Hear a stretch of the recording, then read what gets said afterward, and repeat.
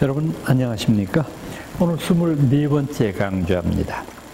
오늘 고려 중기 이후에서부터 고려의 멸망이라고 하는 주제까지 말씀을 드리겠는데, 고려시대 하면 저희들이 빼놓을 수 없는 위대한 불교적인 업적이 있죠. 바로 고려대장경의 완성이죠. 제가 지난 시간에 말씀드렸던 대각국사 의천에 의해서 완성되었던 초조대장경은 불행하게 몽고의 병난으로 불타버리고 말았습니다. 그 이후에 고려 고종 때, 그 당시 몽고가 전 한반도를 유린했을 상황에 왕실은 강화도로 파천을 하지 않았습니까? 그 강화도에서 이 군신들이 모두 모여서 오직 하나의 지극한 신심으로 이룩한 작품이 바로 고려대장경입니다. 이 고려대장경은요, 지금 저희들이 뭐라고 표현할 길이 없을 정도의 완벽한 세계적인 문화재입니다. 지금 현재 이 고려대장경이 해인사에 모셔져 있지 않습니까? 그래서 저희들이 해인사를 법보사찰 이렇게 부릅니다. 부처님의 진리를 담고 있는 사찰이라고 해서, 처음에 이 고려대장경을 완공시킨 고종은 우선 당시가 정상적인 상황이 아니지 않습니까? 강화도로 파천해 있는 상황이니까 나무 목재를 구하는 것도 쉬운 일이 아니었어요.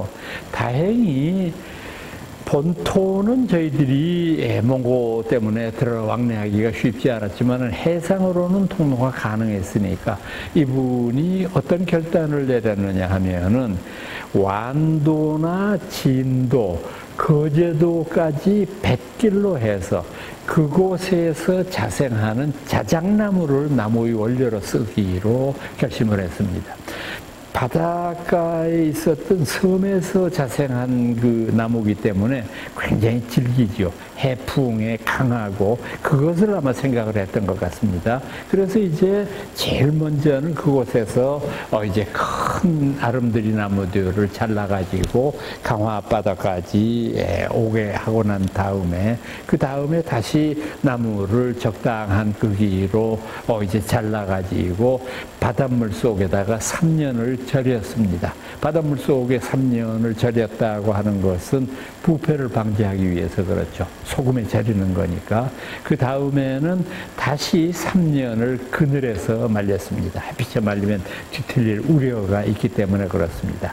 또 그 6년의 세월이 흐르고 난 다음에는 다시 적당한 목판 대장경의 크기로 다 다듬고 난 다음에 그 위에 오칠을 하고 난 다음에 또다시 서늘한 장소에서 3년을 기다렸습니다. 다시 말해서 10년 가까운 세월을 나무 한 토막을 이제 기다렸던 겁니다. 그리고 난 다음에 거기에 한자 한자 정성스럽게 글자를 파기 시작했습니다. 이 고려대장경의 글씨를 보고 우리 한국의 가장 그 위대한 명필가 가운데 한 사람이었던 한석봉, 여러분 기억하시죠? 이 한석봉이 고려대장경 판을 보고서 이런 말을 한 적이 있습니다. 이건 사람이 쓴 것이 아니다. 이건 하늘에 있는 여러 신들이 쓴 것 아니면은 이런 글씨는 나올 수가 없다. 라고 극찬을 한 그런 아름다운 필체입니다. 그리고 난 다음에 이 하나하나는 앞서 말씀드렸던 초조대장경의 없어진 것들, 그 필사본을 참고를 해서 그걸로 한자 한자 파 내려가기 시작했습니다. 글자 한자 파기 전에 108번 절했습니다. 한자 파고 108번 절했습니다. 고려대장경은 목판수가 8만이 조금 넘기 때문에 우리가 흔히 8만대장경 그렇게 부르는데, 고려대장경의 글자 숫자가 얼마나 되는지 아십니까? 1억 2,800만 자 정도 됩니다. 숫자가. 거기다가 316번을 곱해 보십시오. 그걸 판 사람들이 그런 신심을 가지고 이 대장경을 만들었던 겁니다. 이 대장경을 만든 장소가 어디냐? 강화읍에 있는 선원사라고 하는 절입니다. 이 선원사라고 하는 절, 참 이 절도 여러분들 강화에 가시면은 꼭 한번 참배하시기를 바라는데, 참 우리가 얼마나 무심한 민족이냐 하면은 기록으로만 강화 선원사에서 제조 대장경을 완공했다라고 남아 있을 뿐이지 선원사가 어디인지를 몰랐어요. 해방 이후까지 몰랐어요. 1970년대 초반에 동국대학에서 강화학술조사단이라고 하는 것을 구성을 했습니다. 그래서 저희들이 이 강화 일대에 있는 선원사라고 하는 절터를 찾기 위해서 관련되는 전문가들을 총동원했습니다. 우선 저희들은 아무래도 배가 도착하기가 쉬운 장소일 거다.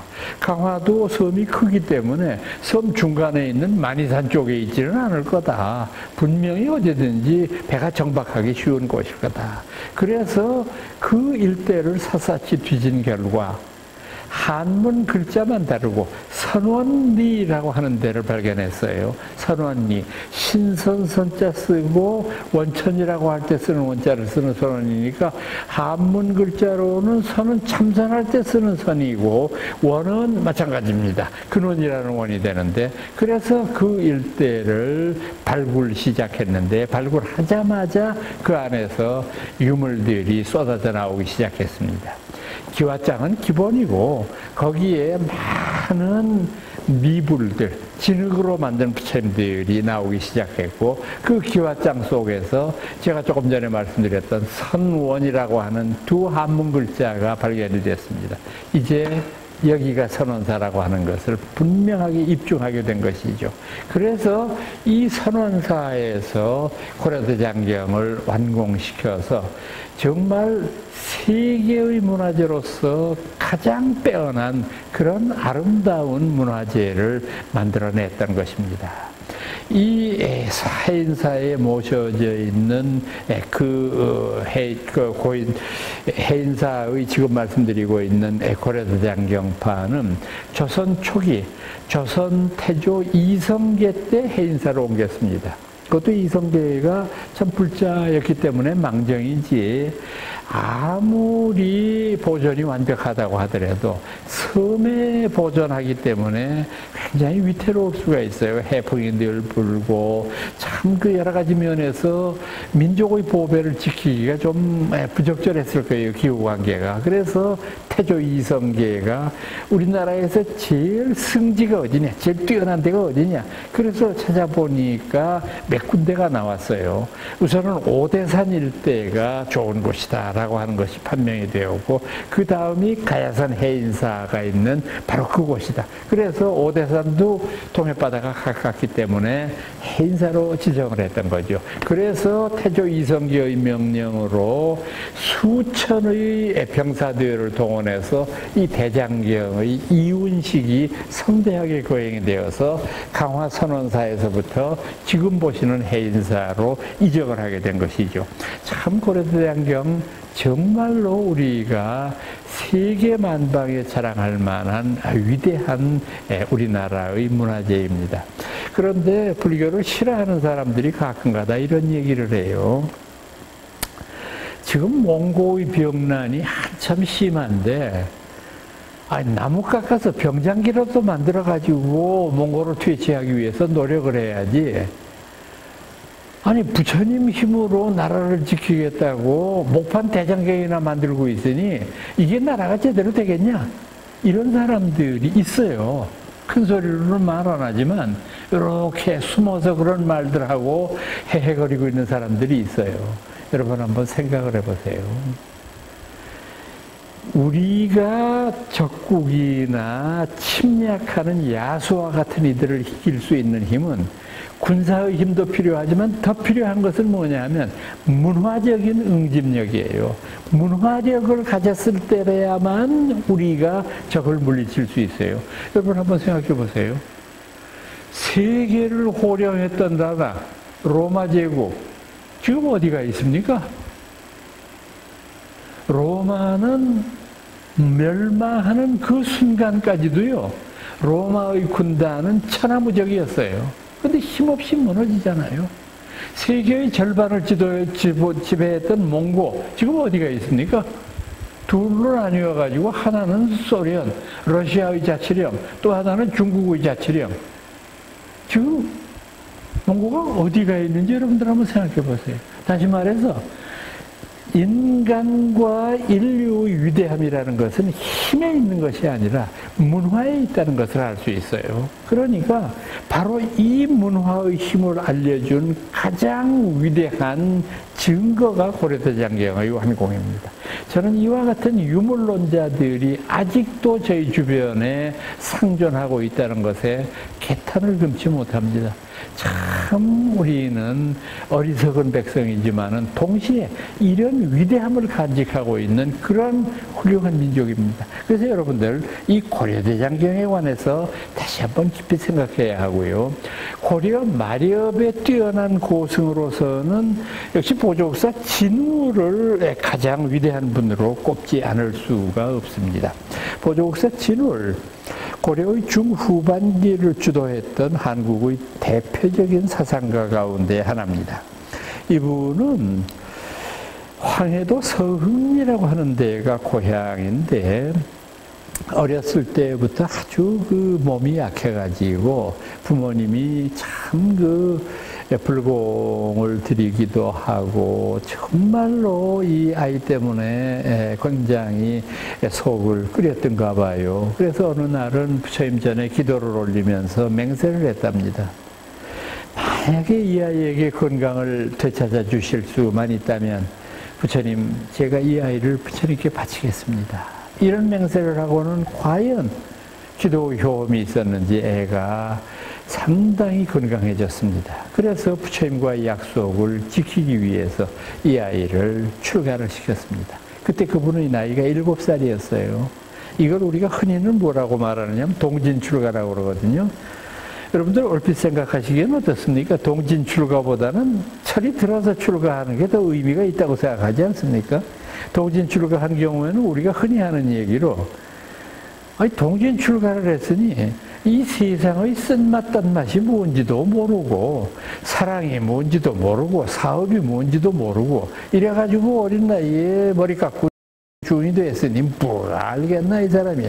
혹시 이렇게 생각하는 분이 계실런지도 몰라요. 근데 우리 불가에서는요, 어릴 때 출가하는 것이 더 복이 있다고 생각을 합니다. 왜 그런지 아세요? 어렸을 때 출가했기 때문에 때가 덜 묻었어요. 세속의 때가. 그 안에 쑥쑥 불교의 향기만이 배어 있어요. 그 다음에 밀린다 팡하, 나선 비구경이라고 하는 부처님 말씀에 나오는 말씀입니다만은 세속의 아픔을 겪어보지도 못하고 어떻게 세속을 가르칠 수 있겠는가? 이 질문에 대한 나가세나 큰 스님의 대답입니다. 임금님, 당신 팔다리가 부러져 본 적이 있습니까? 없는데요.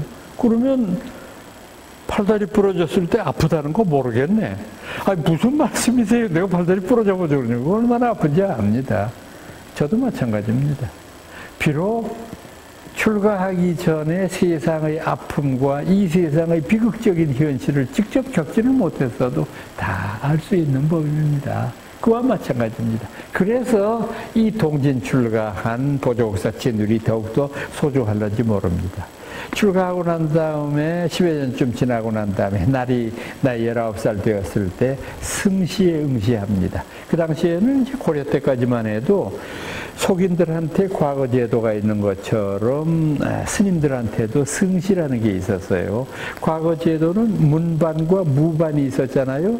승시도 선종이 있었고 교종이 있었습니다. 그래서 이제 이분은 선승이었기 때문에 선종에 응시를 했습니다. 그래서 곧바로 하도 영민하기 때문에 그랬겠습니다만은 합격을 했습니다. 그런데 고려 때는 승시에 합격을 해야 주지 자리로도 나갈 수가 있고 또 중앙에 있는 어떤 불교 관할 기구의 자리도 맡을 수가 있는 것이고 그거 승시 통과하지 않으면은 평생 이 출가 생활 속에서도 방랑만 할 뿐이지 큰 일을 못 하거든요. 그런데 이분은 굉장히 특이하게 승시에 통과하자마자 자신과 아주 가깝게 지내던 도반들 3명과 같이 넷이서 앉아서 뭐라고 의논을 했느냐 하면,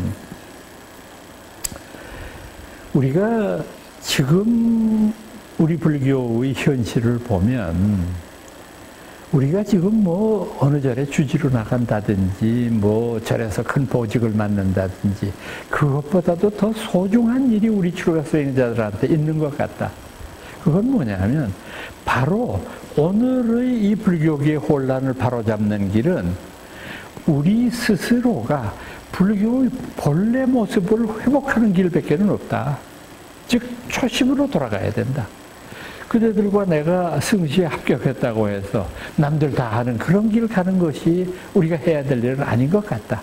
그래서 이분이 발의를 해서 정해결사라고 이름을 붙였습니다. 정, 선정할 때 말하는 그 정입니다. 해라고 하는 건 지혜, 반야를 말합니다. 그러니까 이 제목 속에도 뭐가 나오느냐 하면 선종의 공부고요. 해, 반야의 지혜를 말하는 거니까 교종의 공부잖아요. 그러니까 선교융합이라는 뜻을 말하는 겁니다. 그래서 이분은 네 분이 함께 이 정해결사를 닦는 터전을 마련하게 되었는데, 이분들이 최초로 정착한 데는 어디냐 하면은 팔공산의 거조암이라고 하는 데입니다. 이 거조암이라고 하는 데는 그 당시에는 거조사라고 불렀고, 지금은 이제 팔공산의 은혜사의 말사가 되어 있는데, 이 암자가 이 거조암이라고 하는 데에 네 분이 정착을 하면서 독특한 자기들만의 수행에 몸담게 됩니다. 자기들만의 수행이라고 하는 건 뭐냐면 새벽에 일찍 일어나서 예불을 모시고 난 다음에 아침 공양할 때까지 열심히 참선 수행을 하고, 아침 공양 마치고 다시 이제 그 마지 공양할 때까지 또다시 좌선 수행을 하고, 마지 공양 마치고 난 다음에 잠시 휴식하시고는 점심 공양 이후에는 네 분이 모두 호미와 괭이를 들고 화전을 읽었어요. 그러니까 다른 사람들의 도움, 시주의 도움으로 자신들이 생명을 유지해가지 않겠다. 자신들의 노력으로 먹을 걸 구하겠다. 그래서 해가 질 때까지 열심히 화전을 일구어서 감자를 일구고 콩을 심고 옥수수를 심고 이런 농사에 전념했습니다. 저녁 예불 마치고 난 다음에는 금강경이나 육조단경과 같은 선종에서 중요시하는 경전을 강독하는 모임을 가졌어요.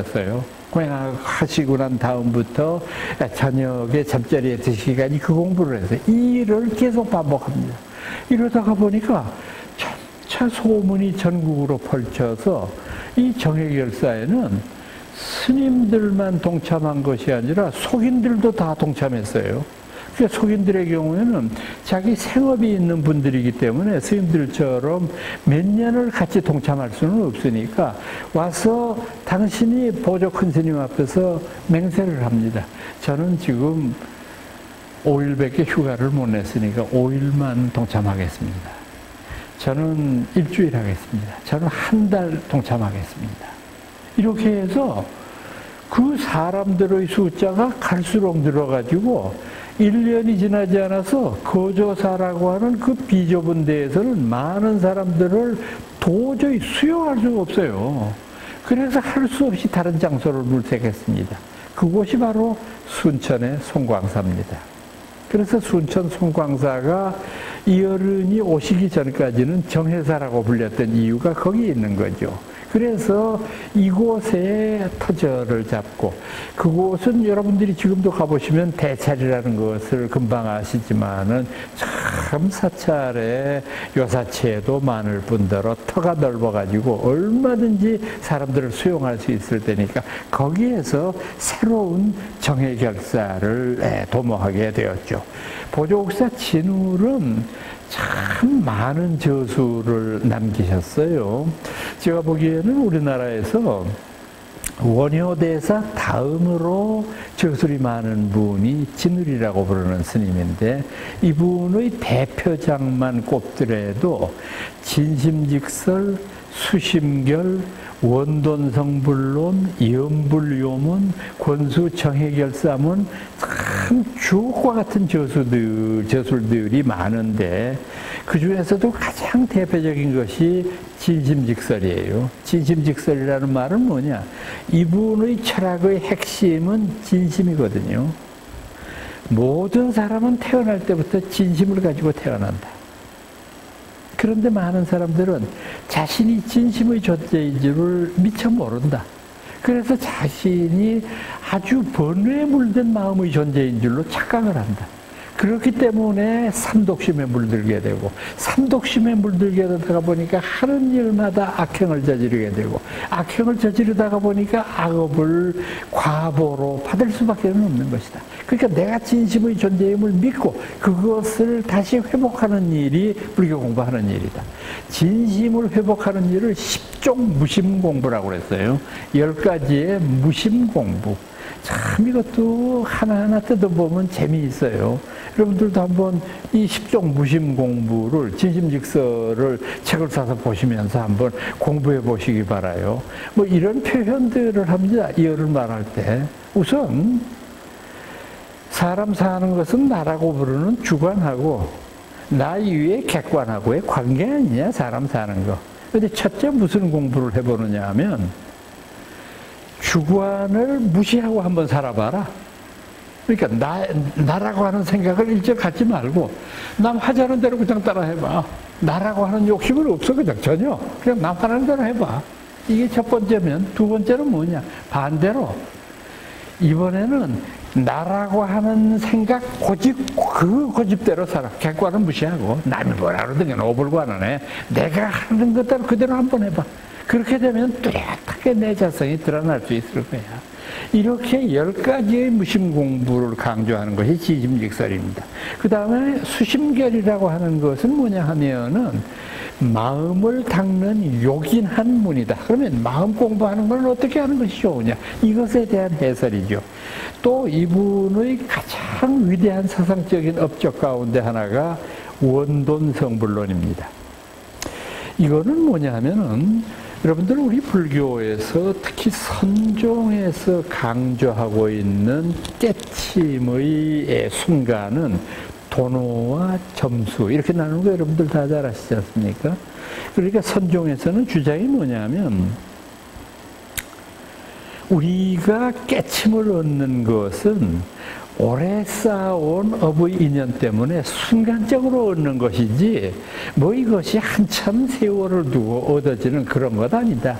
그래서 우리 불교 중에 선종은 도노를 얘기한다. 반면 교종은 우리 선종보다는 열등한 것이 이 사람들은 자꾸 다가 올라가서 다 언젠가는 깨달음을 얻는다는 그런 것 아니냐. 그래서 도노를 얘기하는 쪽과 점수를 얘기하는 교종과는 늘 알력이 있고 지금 이 부분은요 우리 불교의 형이상학적인 대결이라고 보시면 돼요. 불교는 어떤 실천적인 수행을 위한 형이상학이 뒷받침되기 때문에 불교의 교설이 위대하고 불교의 가르침이 어렵다는 점이 바로 그것이거든요. 그러니까 도노와 점수의 이 대결 때문에 양파의 갈등이 끊이지를 않아요. 도노는 끝까지 도노를 주장하고 점수는 끝까지 점수를 주장하기 때문입니다. 그런데 세계의 역사상 처음으로 불교 국가에서 이 도노와 점수를 하나로 엮은 분이 보조국사 진울입니다. 보조국사 진울은 이렇게 설명을 했어요.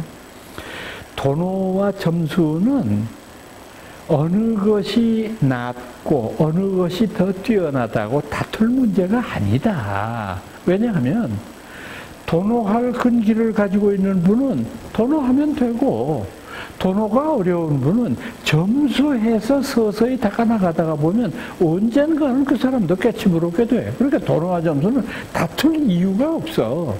그리고 또 하나 중요한 것은 뭐냐 하면 왜 도노와 점수가 하나여야 하느냐 하면은 도노 깨침을 얻고 난 다음에 수행을 해야 되느냐 말아야 되느냐라고 하는 딜레마가 있어요. 여러분 한번 생각해 보세요.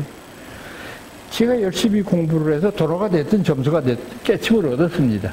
근데 깨침 얻고 난 다음에도 또 수행을 해야 된다 그러면 그 깨침은 완벽한 게 못 되네요. 그렇잖아요. 한번 깨치면 되지 뭐 때문에 또 공부를 해요? 그러면 만약에 깨침을 얻고 난 다음에는 공부할 필요가 없다고 하면 그런 운명론이 어디 있습니까? 어떤 어려움을 겪더라도 한번 깨치면 그만이네. 어렵고 교만한 얘기거든요. 그런데 보조국사 진으로는 뭐라고 저희들한테 말씀을 하셨느냐 하면 깨치고 난 다음에도 수행해야 된다. 왜? 나의 깨침이 완벽하지 못해서가 아니다.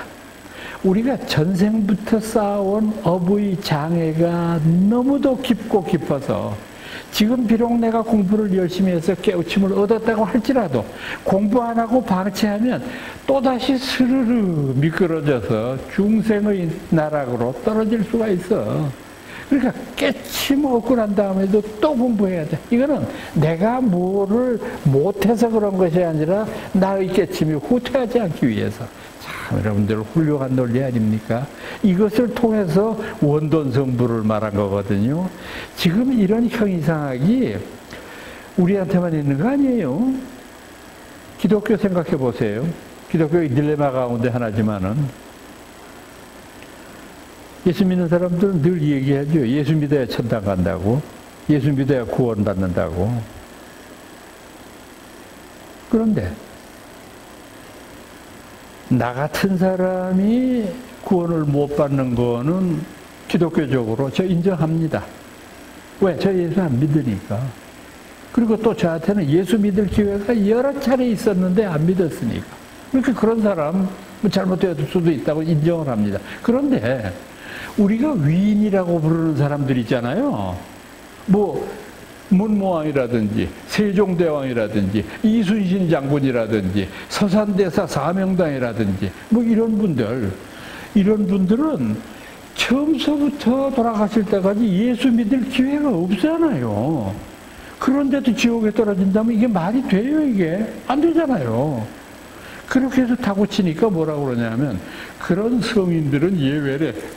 그런 분들은 예외고 나머지 예수 믿을 기회가 있는데 안 믿은 나 같은 사람은 지옥에 갈 수 있다. 이런 식으로 그거는 어불성설이죠. 말이 안 되는 거죠. 그러니까 이거는 일종의 기독교가 가지고 있는 딜레마 가운데 하나 아니에요. 그러면 만약에 예수 안 믿어도 구원받을 수 있다고 하면 말을 뒤집으면 어떻게 됩니까? 교회 안 가도 되잖아. 그렇잖아요. 안 가도 구원받는다며.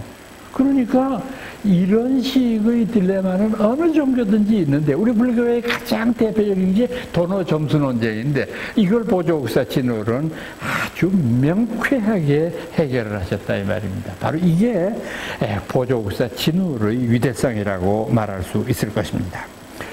제가 이제 고려에 있었던 여러 전쟁 가운데에서 가장 참혹한 전쟁의 하나로 몽고의 난을 얘기하고 또 여러분들한테 이미 황룡사 구축목탑이 불타는 그런 그 비극적인 장면도 묘사를 해드렸는데 몽고가 전후 3차례에 걸쳐서 고려를 휩쓸었는데 참 이거는요 우리나라 사람들이 그러는 게 아니라 세계의 역사학자들이 이구동성으로 말하는 것이 뭐냐 하면 몽고의 3차례 침공을 받고도 나라를 유지할 수 있었던 건 세계에서 대한민국 하나밖에 없다.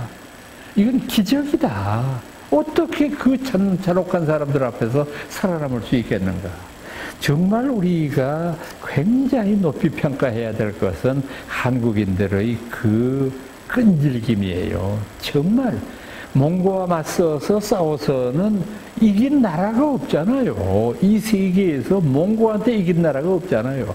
근데 우리는 두 번째 전투에서 몽고를 이겼어요. 그것도 바로 승병대장의 공로로 그렇습니다. 승병대장의 이름은 김윤후였습니다. 윤후 스님이라고 하는 분인데 사건은 어디에서 일어나느냐 하면 충주전투에서 벌어집니다. 충주 전투에서 몽고군이 충주까지 침범해 들어와서 충주성을 지키는 많은 고려 군사와 대적을 하고 있는데, 고려 군사가 도저히 이제 그 수에 밀리고 전세에 밀려가지고 이제 드디어 몽고군이 충주성 안으로 들어섰을 때 김윤후 스님이 천하의 명궁이었다고 그러거든요. 그분이 망루 뒤에 숨어 있다가 화살 한 방으로 적장이었던 살레탑의 눈을 관통시켜서 그 자리에서 직사를 시켜버립니다. 그러니까 뭐 어떡합니까? 그 자리에서 몽고군은 패퇴해서 물러설 수밖에 없으니까, 참 몽고와의 전투를 승리로 이끈 것도 저희 불교의 승병장공이었다고 하는 말씀을 드리지 않을 수 없습니다. 그 다음에 저희들이 조금 고려 후대의 스님으로서 주목해야 될 분은 그 유명한 일현 스님입니다. 일현 스님 다 아시죠? 삼국유사. 그럼 뭐 누구든지 다 알잖아요. 일현 스님인데, 이분은요, 출가한 사찰은 충남 무량사라고 하는 절입니다. 이 절 참 좋은 절이에요. 가보셨는지 모르겠습니다만 못 가보셨으면 꼭 한번 참배해 보십시오. 이곳은 이제 그 일현 스님이 출가하신 절이기도 하지만은 조선 때는 이제 그 김시습이라고 하는, 김시습 여러분들이 이렇게 알고 계시지만 제가 조선 시대 때 다시 말씀드리겠습니다만, 이분 출가해서 출가 때의 법명은 설잠이었어요. 설잠 스님입니다. 이제 이분이 그곳에서 오래 계셨기 때문에 무량사에는 김시습의 사당도 모셔져 있을 정도인데, 그래도 주로 머물러 계신 데는 어디냐면 인각사라고 하는 절입니다. 인각사는 군위에, 경상북도 군위에 있는 절인데, 이곳에서 이제 삼국유사도 집필 하셨고요. 그분이 쓰신 삼국유사는 정말로 우리가 가장 위대한 저술 가운데 하나로 꼽혀야 되는데, 우선 이 삼국유사는요, 우리 한국의 정사라고 말할 수 있는 삼국사기와 더불어서 가장 대표적인 삼국시대의 여러 가지의 이제 저술로서는 가장 대표적인 걸로 꼽히는데, 우선 이 삼국유사는 저술 방법이 독특해요. 이건 뭐냐면은 삼국사기 같은 역사서는 보면은 이걸 우리가 편년체라고 그러죠. 연대별로 정리하잖아요. 그래서 뭐 388년에는 무슨 일이 있었고, 489년에는 뭐가 있었고, 420년에 무슨 이제 그 해가 달을 가리는 어떤 그런 계기월식 같은 일이 있었고, 뭐 이런 식의 것들을 기록을 하는데, 이분은 삼국유사의 저술 특징이 편년체를 지향하고 주제별로 책을 저술을 했어요. 그러니까 주제별이라고 하는 건 뭐냐 하면은 우선 흥법, 스님이니까 아무래도 법을 크게 일으킨 인물 중에는 누가 있는가. 그 다음에 탑상, 불탑과 불상에 감춰져 있는 의미 같은 것은 뭐가 있느냐. 효선, 부모에게 효도하고 착한 일을 한 사람들은 누가 있느냐. 이렇게 해서 그런 주제별로 일을 이제 그 책을 집필을 했다고 하는 겁니다. 그러다가 보니까 이 삼국유사는 불교학뿐만이 아니라 신화학이나 철학, 그리고 역사학, 국문학, 이런 모든 학문 분야에 있어서 보물 창고라고 해도 과언이 아닙니다. 여러분들 고등학교 다닐 때 배우셨죠? 우리가 향가 28수라고 얘기하는 것 가운데 그동안에 17수만 알고 있었고 11수는 몰랐는데 삼국유사에 11개가 있잖아요. 그게 향가로서 전해오잖아요. 향가로서 얼마나 아름다운 향가가 많습니까? 제망매가 같은 거 한번 생각해 보세요. 충담스님이 이제 그 당신보다 세상을 미리 떠났던 누이 동생을 위해서 지은 아름다운 향가입니다. 이렇게 써 있죠. 그대와 나는 한 나뭇가지에 태어나서 어디로 가는지를 모르는가. 아미타 부처님의 나라에서 너를 만나볼 나는 도닦아 기다리련다. 담담. 하면서 정말 아름다운 그런 그 향가 아니겠습니까? 또 찬 기파랑가, 창 너머 열침에 나타난 달이, 이렇게 시작하는 그 아름다운 향가들을 다 기록을 했습니다. 또 불교학에 있어서는 정말 많은 사람들이 감탄할 정도의 위대한 불교적인 지식을 다 전수를 했는데, 더욱더 삼국유사가 놀라운 점은 뭐냐면 모든 곳 가는 곳곳마다 사적지면 사적지, 아니면은 절터면 절터, 이거를 다 기록을 했는데 그 위치를 기록하지 않습니까? 그런데 지금 우리가 그 어른이 말한 위치를 그대로 가서 현장에서 보면 똑같아요. 뭐 이를테면은 뭐 진덕 여왕릉은 지금 낭산에 있다. 그 낭산 기슭에서 그 구청에서 떠나면은 오리거리에 있다. 정확하게 이 기로 지점에 있어요. 또 이 진성여왕의 그 능은 어디에 있는데, 이거는 바로 어디 그 위치에서 어디까지다. 그러니까 이건 뭘 의미하느냐 하면 이분이 필드 서베이를 다 했다는 거예요. 책상 위에 앉아서 글을 남긴 게 아니라 일일이 답사하시고 한자 한자 기록을 했다는 겁니다. 더더군다나 이분이 신라 경주 출신이라고 하는 점도 한 몫을 했을 거예요. 자기 고향에 대해서는 상세하게 알 수밖에 없지 않습니까? 우선 저는 한마디만 더 드릴게요. 이 일현 스님의 위대성은 그분이 삼국유사라고 했을 때의 사자를요, 일사자를 썼어요. 웬만하면 그런 훌륭한 일에 역사라고 할 때 쓰는 사자를 쓰는 게 맞지 않아요? 근데 이분이 왜 일사자를 썼을까요? 나는 역사를 모르는 사람이다. 난 역사학자도 아니고, 그러니까 삼국의 남겨진 이야기, 나는 삼국의 이야기를 모아놓은 이야기꾼에 불과하다, 이렇게 스스로를 낮추잖아요. 정말로 겸손하고 훌륭한 분이 아닐 수 없지 않습니까? 이분은 만년에 운문사에서 입적하셨는데, 그것도 또 상당히 특이한 케이스 가운데 하나인 것이, 이분이 원래 선종 가운데에서 조동종 계통의 그 스님이었거든요. 근데 이분이 칠순 되셨을 때 구순 되신 노모가 아직 살아계셨어요. 그래서 이 일현 스님이 노모를 운문사에 모셔다가 같이 모시고 살다가 거기에서 이 노모가 돌아가셨어요. 근데 이건 사실은 불가의 법도로 보면은 잘못되었다고 말하지 않을 수가 없는 거거든요. 속가와의 인연을 끊는 것이 보통 우리 불교에서 하는 일인데, 구순노무가 아무리 의탁할 데가 없다고 해도 당신이 계시던 절에 모시는 것은 조금 잘못된 것 아닐까. 근데 여기에도 깊은 의미가 숨겨 있어요. 그건 뭐냐 하면, 비록 불교적인 법도에 어긋나기는 하지만 우리 불교가 이렇게 효도를 중요하게 여기는 종교다라고 하는 것을 당시부터 일기 시작했던 배불론자들을 향해서 웅변으로 말해주고 있잖아요. 우리 불교도 효도하고 우리 불교도 그런 부모님을 모시는, 보양하는 일을 하는 종교다라고 하는 것을 강조하는 그런 것이라고 말할 수가 있습니다.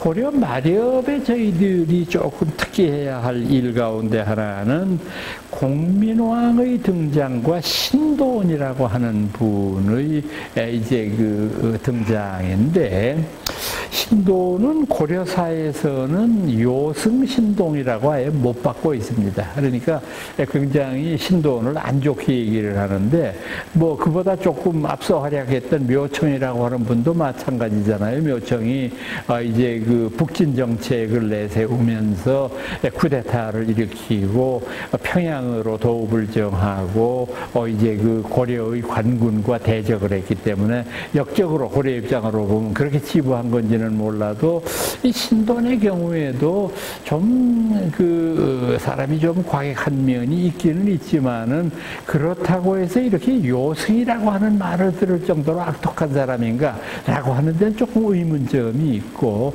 상당히 진취적인 사람이었던 것만은 분명해요. 공민왕이 신돈을 좋아하게 된 내력도 아주 특이해요.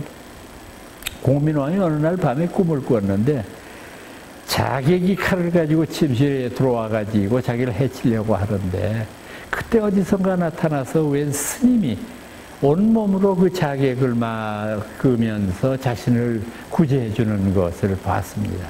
참 꿈에서 깨고 나서도 괴이하다 싶어서 그날 하루는 정무를 그만두고 어제 개성의 망루에 올라서서 물끄러미 시정을 이렇게 내려다보고 있는데 지나가는 웬 남루한 옷차림의 스님이 바로 간밤에 자기를 구해줬던 그 스님이에요. 얼른 모셔오너라 해서 물어보니까 이 사람이 바로 신돈이라고 부르는 사람인데 정말 기이한 인연이에요. 그래서 곁에다가 두고 이 사람을 늘 곁에 두고 이제 그 이야기를 나누곤 했는데 이 신돈이라고 하는 사람이 왕의 부름을 한번 받자마자 왕의 총애를 얻기 위해서 어떤 짓을 했느냐 하면 자기가 입고 있는 이 누더기 옷을 사시사철 바꿔 입지 않고 그 더운 여름철에도 땀을 흘리면서 그대로 입고 그 추운 겨울에도 헛겹의 그 누더기 옷을 걸치고 있어서 임금으로 하여금 그냥 공경을 얻지 않을래야 않을 수 없는 그런 일을 했다고 합니다. 그러나 이 사람이 이제 그 개혁을 위주로 주도하다가 결국은 공민왕의 사후에 자기도 이제 처참한 최후를 맞게 되는데 이 신돈이라고 하는 분이 개혁 의지를 내걸고 반몽고의 정책, 그러니까 반원 이런 세력을 내세웠다가 당시의 친원 세력들에 의해서 거세되는 그런 비운을 맞게 됩니다. 고려 마렵에 활약했던 고승으로는 태고보우, 백운경한, 나홍해근 이 세 분을 들 수 있어요. 이 세 분은 무너져가는 고려 왕조의 거의 마지막 고승이라고 해도 과언이 아닙니다. 그런데 특이한 점은 이 세 분 다 중국 유학을 했어요. 중국 유학을 해서 세 분 다 한 스승 밑에서 배웠습니다. 평산철임이라고 하는 중국 스님한테 배웠는데 이 평산철임이라고 하는 분은 중국 육조 해능 문화에서 태어난 임제의현의 17대 손 정맥에 해당하는 분입니다. 그러니까 우리식으로 따지면 이 세 분 스님은 18대 손이 되는 셈이죠. 이런 것을 이룩한 분인데 사실 태고보우라고 하는 분이 세 분 다 이제 이 평산철임의 법을 읽기는 했습니다만은 그래도 가장 근접하게 이제 그 법을 얻은 분이다. 이렇게 사람들이 평가를 하고 있습니다. 그 다음에 나홍해근이라고 하는 분은 여러분들한테도 아주 아름다운 시, 아마 누구 건지는 몰라도 다 기억을 하고 계실 거예요. 청사는 나를 보고 말없이 살라 하고, 그렇게 시작하는 아름다운 시 기억나시죠? 나홍해근 스님의 아름다운 시입니다. 이분은 젊었을 때 출가를 했는데 20살 때 자기와 함께 서당에서 공부하던 벗이 벼랑가 죽는 것을 보고 삶의 무상을 느끼고 출가한 분인데 참 고승이었습니다. 이분 마지막 돌아가실 때의 임종계가 참 멋있죠. 이어른 이렇게 말씀했습니다. 삶이란 한 조각 구름이 일어나며 죽음이란 한 조각 구름이 흩어지는 것입니다. 구름이라는 것이 본디 실체가 없는 것이니 나고 죽음이 어디 실체가 있단 말인가. 참 깨달은 이의 아름다운 오도송이고 임종기이죠. 이런 아름다운 노래를 남기셨고요. 마지막에 백운경한도 아주 특이한 분 가운데 하나인데, 왜냐하면 이 백운경한이라고 하는 분은요, 앞에 두 분하고는 달리 무심선이라고 하는 것을 우리나라에 최초로 유포한 분이에요. 무심선. 그러니까 마음 없는 마음 아니에요. 무심이니까. 무심이니까 일절 모든 것을 마음속에 그림자로 들이우지 않는 것. 그러니까 아주 심하게 말하면 임재선이라고 하는 건 화두를 드는 선이잖아요. 화두, 공안 이런 것을 마음속에 떠올리면서 이걸 깨뜨리기 위해서 끊임없이 노력하고 그거를 없애버리는 것이 화두선의 진면목인데, 무심선은 화두를 드는 것조차도 부정해요. 무심. 완전히 마음속에 하나의 티끌도 남기지 않는 공부죠. 그래서 이런 공부를 우리나라에 도입했던 아주 뛰어난 고승입니다. 그래서 이 백운화상의 가르침이 굉장히 후세에도 많은 영향을 주었고, 앞서 말씀드렸던 분들과 더불어서 이분도 굉장히 중요한 몫을 했던 것으로 보입니다. 이제 고려 말에 접어들면서 서서히 불교는 국가와 더불어서 무너져 내리고 있었습니다.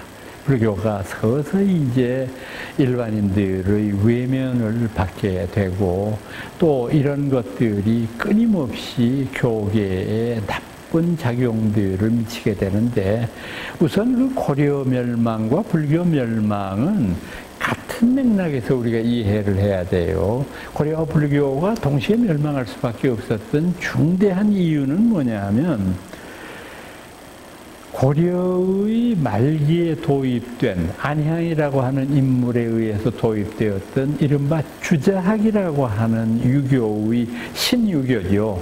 그러니까 우리가 이제 보통 유교라고 얘기를 했을 때는 원시유교 그러면은 공맹을 원시유가라고 부릅니다. 그러니까 공자나 또는 맹자 또는 뭐 법가도 마찬가지고 뭐 순자경우도 마찬가지고 이런 계통의 어떤 사상가들을 원시유가 라고 그러는데, 원시유가 때는요, 유교의 특징이 뭐였느냐 하면은 삼강오륜, 사단칠정, 주로 어떤 경우든지 인간의 윤리에다가 초점을 맞췄어요. 인간의 윤리. 그러니까 이렇게 되니까 여러분들이 이제 수수께끼를 풀 수 있을 거예요. 고대 사회에서 유교와 불교가 공존했던 이유를 이제 납득하실 거예요. 왜냐하면 유교는 종교가 아니었기 때문이에요. 유교는 그냥 실천 윤리죠. 뭐 부모를 잘 효도하고 봉양하자, 국가에 충성하도록 하자, 뭐 사람들 간의 신의를 지키자. 이걸 종교라고 보기는 어렵거든요. 그러니까 사람들이 믿는 거는 불교, 그런데 실천하는 것은 유교. 지금도 저는 가끔가다 이상하게 생각하는 것이, 참 한국 사람들 묘한 것이, 부처님의 시봉을 하건 예수를 믿건 간에 모든 한국 사람들의 행동은 유교적이에요. 참 재밌잖아요. 그러니까 이런 것들로 봐서 주자학의 등장은 전혀 원시유가와는 다른 쪽으로 발전하게 됩니다.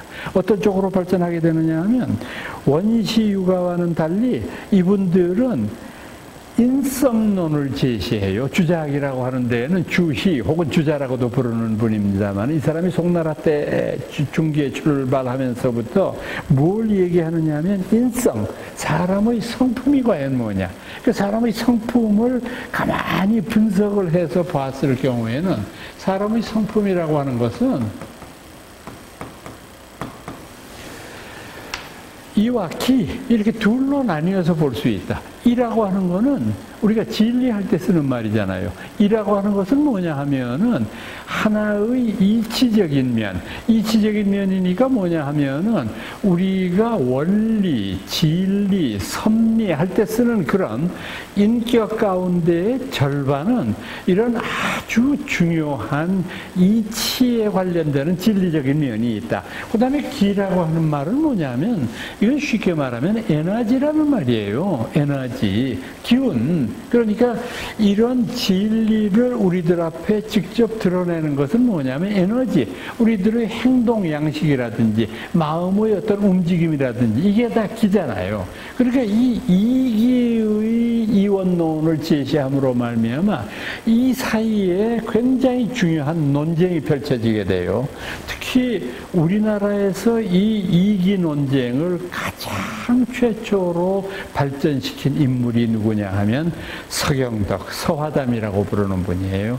이분의 뒤를 이은 분이 퇴계, 이이라고 하는 분입니다. 그리고 마지막으로 율곡이라고 하는 분입니다. 이 세 분이 조선의 이런 어떤 대립적인 이기 논쟁을 불지피게 되는 것인데, 자, 그럼 거기에서는 우선 화담의 입장이라는 것은 뭐냐면 이와 기는 하나다. 둘이 아니다. 물론 이제 형식적으로 봤을 때는 이와 기가 다른 것처럼 보일 수도 있지만은 사실은 마음으로 어떻게 두 토막을 내가지고 이것 따르고 이것 따르고 이런 거 없다. 그러니까 이기라는 게 하나, 이기 일원이라고 하는 거다. 이렇게 보는 입장이고, 반면에 퇴계는 정반대. 아니다. 이와 기는 천이하다는 것이다.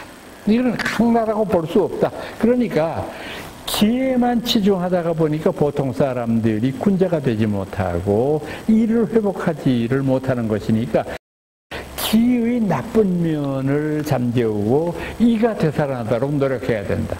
그런데 율곡은 뭘 주장하느냐 하면 이기 호발론을 주장해요. 그러니까 이와 기는 둘인 것 같지만 하나이고 하나인 것 같으면서 둘이다. 왜? 이하고 기는 분명히 성질이 다르니까. 성질이 다르다고 해서 둘이 별개로 있는 게 아니라 둘이 서로 작용을 하면서 이와 기가 이에 맞물려서 기가 일어나고 기에 맞물려서 이가 또 일어나고 이런 것이다. 근데 여기에도 여러분들 재미있는 걸 생각하셔야 되는 게 이 세 분의 유학자 가운데 유일한 불교인이 누구냐면 율곡이거든요. 이거든요. 아마 신사임당 영향도 있을 거예요. 어머니가 불자니까 이제 그랬을런지 모르겠는데, 지금 말씀드린 이 이기호발론이라고 하는 것은 뭐냐? 화엄경에서 말하는 마음과 중생이 다르지 않다. 중생과 부처가 똑같다라고 하는 이론하고 똑같잖아요. 이와 기가 둘인 것 같이 보이지만 하나고, 이 둘인 것 같지만 또 하나가 아니라 둘이기도 하고, 이런 논리는 불자 아니면은 내세울 수 없는 논리거든요. 아마 이런 것이 또 심층적에 가려워져 있을런지도 모릅니다. 또 하나는 역시 스님네들의 타락을 들어야 될 거예요. 물론 뭐 우리가 애누리는 좀 해서 들어야 되겠지만은 당시의 불교관계 기사가 불교를 배척하려고 하는 목적하에서 쓰여진 거니까 고려사라고 하는 그 기록 자체가 그렇기는 하더라도 좀 심각해요. 불교계의 여러 타락과 스님네들의 잘못된 일들이, 이런 것들이 보통의 일반인들의 외면을 받을 수밖에는 없는 것 아니겠어요? 이제 이러다가 보니까 이 불교는 결국은 멸망하게 되고, 멸망이라고 하는 것은 왕조와 더불어 운명을 같이 했기 때문에 조선 500년의 그 모진 박해를 견뎌야 하는 아주 가슴 아픈 이런 사건이 벌어지게 되는 것이죠. 다시 말해서 고려의 불교는 신라 때가 가지고 있었던 그런 보살정신, 어떤 악을 없애고 선을 추구하려고 하는 그런 파사현정의 기계가 사라지고 오로지 권력에 기대어서 자신의 안녕만을 도모하는 이런 아주 잘못된 불교관을 가지고 있었기 때문에 어쩔 수 없이 빚었던 불행한 과보였다고 생각합니다. 오늘 여러분들한테 고려 불교의 멸망까지 말씀드렸습니다. 저는 다음 강좌에 다시 뵙겠습니다. 여러분 안녕히 계십시오.